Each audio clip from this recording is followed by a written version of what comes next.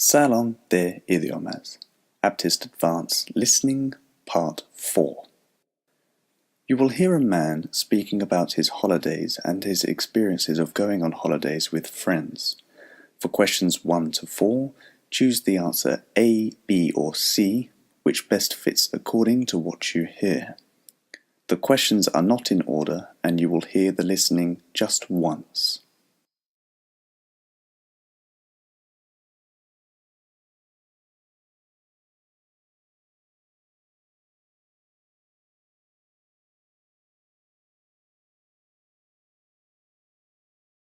So, I'm going on holidays with a friend soon, and although I love her to bits, I'm wondering how it will go. I like my own space and she hates being alone. I've told her not to be offended if I want to go off and do my own thing for a couple of hours, but at the same time I don't want her to be lonely. She is really sociable, more so than me, so she'll probably be beating people off with a stick. I mean, she's a party animal, and I'm a book reader and an early nighter. I'm going to be doomed. Maybe I'll end up lonely. If a friendship can't withstand a holiday, then there's something wrong. Holidays with friends can really work if you gel and are on the same wavelength. Honestly, the more I look at it, the more I realise holidays can be quite challenging. You know, I haven't had such great experiences going on holidays with best friends, in this case, couples. Last year, for example, 4 of us went to Sicily on holiday and shared an apartment. To be fair, I went under duress. By the first night, we realised we had totally different ideas about what holidays should be about. They refused to do any driving, which meant I couldn't even have a beer for the whole 2 weeks. They didn't like to eat out, whereas my girlfriend and I do.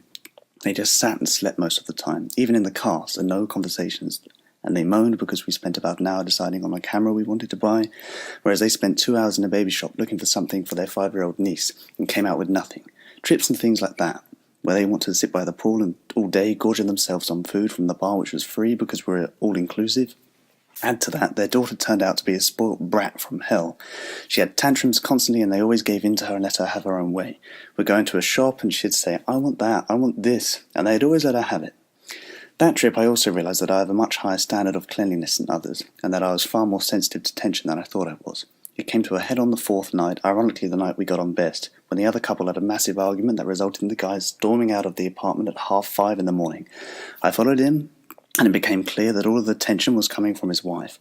By the time we came home, the relationship had cooled a lot, and we were never as close after that. After some time, things got better, but I've only kept in contact with the lad, who is now paying temporary alimony.